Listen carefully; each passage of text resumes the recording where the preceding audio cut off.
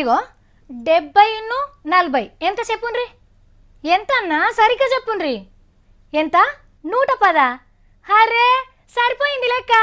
ఇంకేందయ్యా, గీ మాత్రం ఉంటే చాలు మొత్తం 7 కాడికి దున్నేయచ్చు. అరే ఇప్పుడు 70-40 వాళ్ళు పంచుకున్నప్పుడు ఇక వేరేటోళ్ళకి పనేముంటుంది? లెక్క కథం దుకాణం బంద్ చేసుకోవాలి కానీ. ఓ మీకు నేను అసలు ముచ్చట చెప్పలేదు కదా. गवर्नमेंट से भी रिप्रेजेंट करें और अब तो ये गवर्नमेंट हमारी है, मैं कहूँगा हमारी फ्रेंडली पार्टी है और जो चाहे हम ये गवर्नमेंट से ఇన్నరా పతంగి పార్టీ అక్బర్ సార్ ఏమన్నాడు? టిఆర్ఎస్ మనకు ఫ్రెండ్లీ పార్టీ అన్నాడు.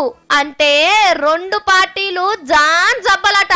అక్బర్ సార్ ఈ ముచ్చట అన్నది ఎన్నో కాదు, పాత బస్తీని ఇస్తాంబుల్ సిటీ లెక్క చేస్తందుకు మంత్రి రామారావు సార్ పోతే ఆయన ముంగట అన్నాడు.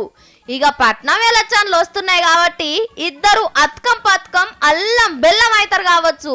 రామారావు సారు పిట్టగుట్ల రాసినట్టు 70 కార్లు గెలిచి 42 పతంగులు ఎగురుతాయి కావచ్చు. కానీ పతంగి పార్టీ వాళ్లకు ఏ పార్టీ పవర్లుంటే ఆ పార్టీ ఫ్రెండ్లీ పార్టీ. మున్పు షై గుర్తోళ్లతో రాసుకొని పూసుకొని తిరిగిండ్రు. 5 ఏళ్ళు మేయర్ కుర్చీని షెరిసగం కాలం వెళ్ళిండ్రు. ఇక ఇప్పుడు గులాబీ పార్టీ వాళ్ళతో సోపత్ చేసేటట్టే కొడుతుండ్రు చూస్తుంటే. వీళ్ళే ఇట్లున్నారు అనుకోవద్దు.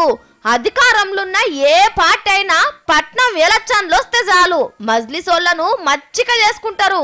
ఎందుకంటే పట్నంలో వీళ్ళతో కలవకుంటే పప్పులు ఉడకాయి కాబట్టి.